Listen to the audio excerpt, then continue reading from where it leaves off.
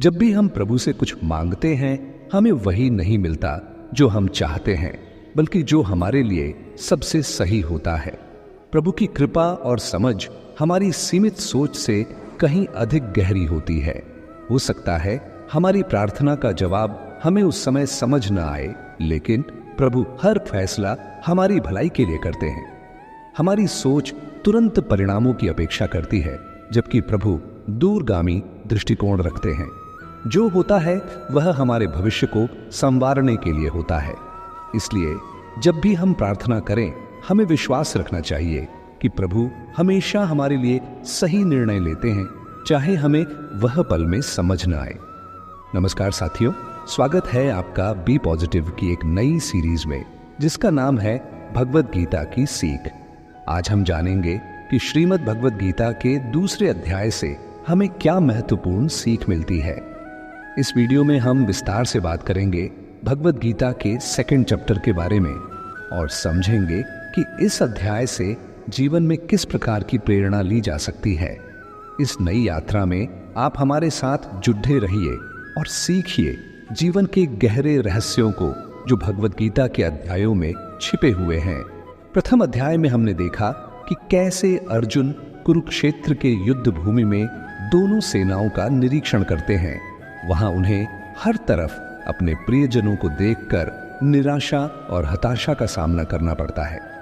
युद्ध के इस भयानक परिदृश्य में अर्जुन की मनोवृत्ति एक कठिनाई में बदल जाती है, क्योंकि वह अपने परिवार, दोस्तों और गुरुजनों को सामने देखकर उनके खिलाफ युद्ध करने की सोच से व्यथित हो जाते हैं।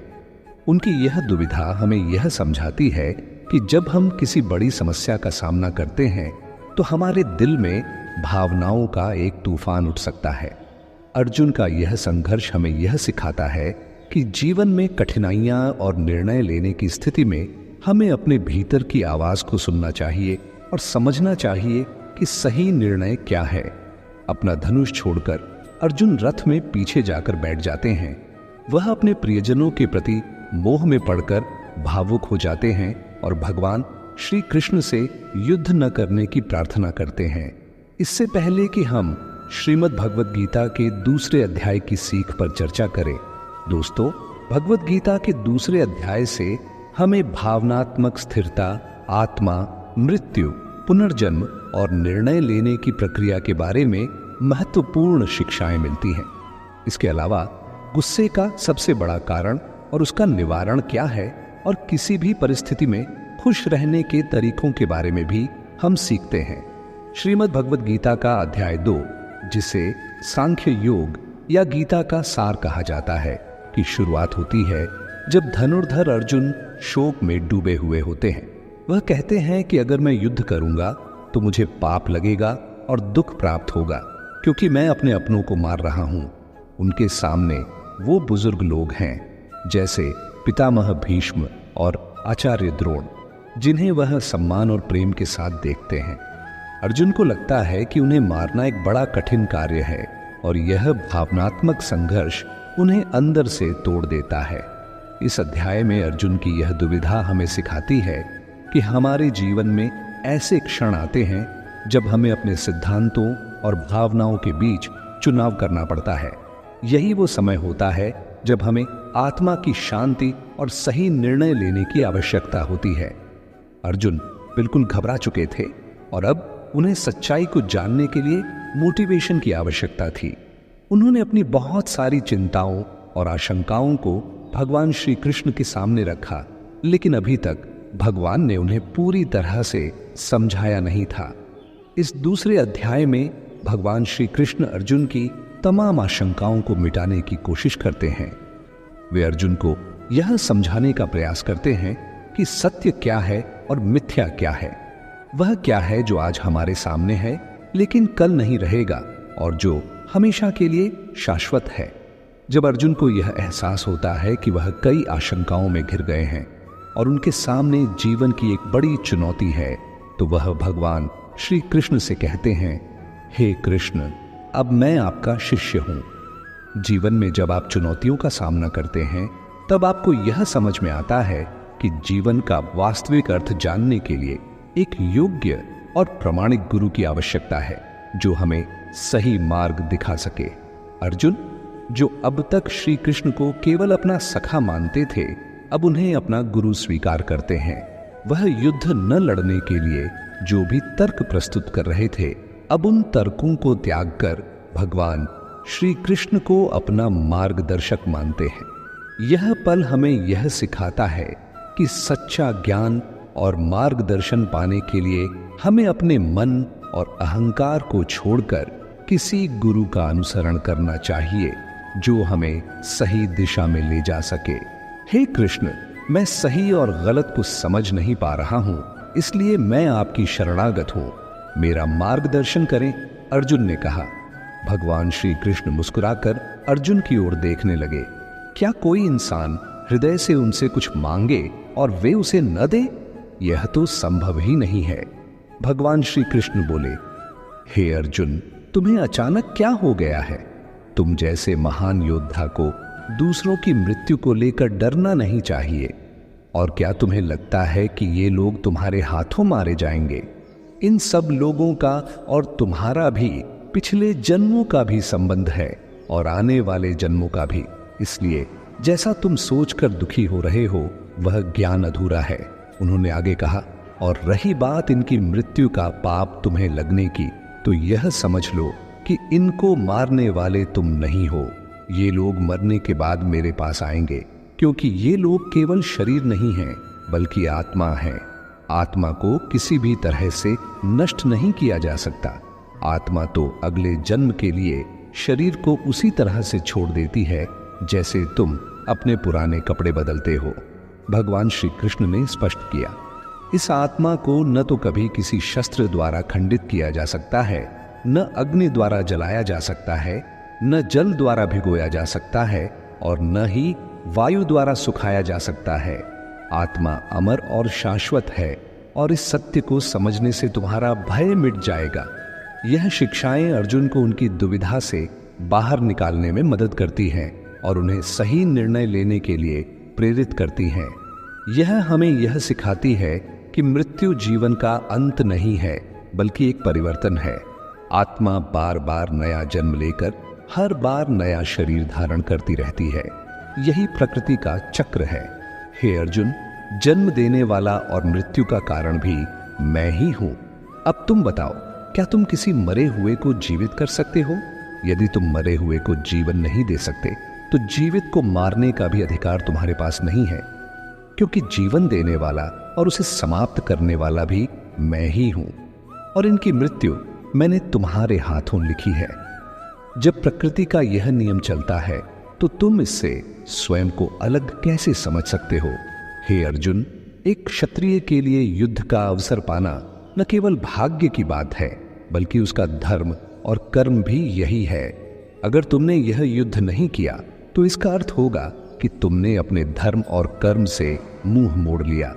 इससे तुम्हारे नाम के साथ कलंक जुड़ जाएगा, और तुम्हारे जैसे महान योद्धा के लिए कलंक मृत्यु से भी अधिक भयंकर होता है। जो लोग तुम्हारा सम्मान करते थे, वही तुम्हारी निंदा करेंगे और तुम्हारा अपमान करेंगे। इसलिए हे अर्जुन, सुख दुख, हार जीत और लाभ हानि की चिंताओं को छोड़कर अपने विचारों को स्थिर करो और युद्ध के लिए धनुष उठाओ। इससे या तो तुम युद्ध में वीरगति प्राप्त कर मेरी शरण में आओगे, या फिर विजेता बनकर धरती पर ही सुख प्राप्त करोगे। अर्थात तुम्हारे पास केवल अपने कर्म करने का अधिकार है, लेकिन उसके फल पर तुम्हारा कोई अधिकार नहीं है। तुम अपने कर्मों को फल का कारण मत समझो और न ही अकर्मण्यता में आसक्ति रखो। तुम कर्म करने से पहले ही उसके परिणाम के बारे में सोच रहे हो, जबकि तुम्हें यह समझ लेना चाहिए कि फल देने वाला मैं हूं और कर्म करने वाले तुम हो। तुम्हारा काम केवल कर्म करना है और मैं अवश्य तुम्हारे कर्मों का फल दूंगा। अर्जुन ने तब श्री कृष्ण से सवाल किया, आपने मुझे अपने विचारों को स्थिर रखने, यानी कि अपने भावनाओं और विचारों को नियंत्रण में रखने को कहा है। मैं यह कैसे करूं? श्री कृष्ण ने उत्तर दिया, जो व्यक्ति अपने मन की सभी इच्छाओं से मुक्त हो जाता है, वह व्यक्ति अपने साथ होने वाली किसी भी बुरी घटना से दुखी नहीं होता और न ही किसी अच्छे कार्य से अत्यधिक प्रसन्न होता है। उसका मन शांति की स्थिति में रहता है। श्री कृष्ण ने आगे कहा, जिसके मन में हर प्रकार का भय, भावना और क्रोध समाप्त हो चुका हो, जो शुभ और अशुभ के चक्कर से मुक्त हो गया हो, उसकी बुद्धि स्थिर हो जाती है। क्योंकि इच्छाओं के बारे में सोचते रहना हमें उन इच्छाओं के प्रति आकर्षित करता है। जब इच्छाएं हमें अच्छी लगने लगती हैं तो उन्हें पूरा करने की लालसा जागृत होती है, और जब वह पूरी नहीं होती तब व्यक्ति अपने कर्म और धर्म को भूलकर अपने ही स्थिति से नीचे गिर जाता है।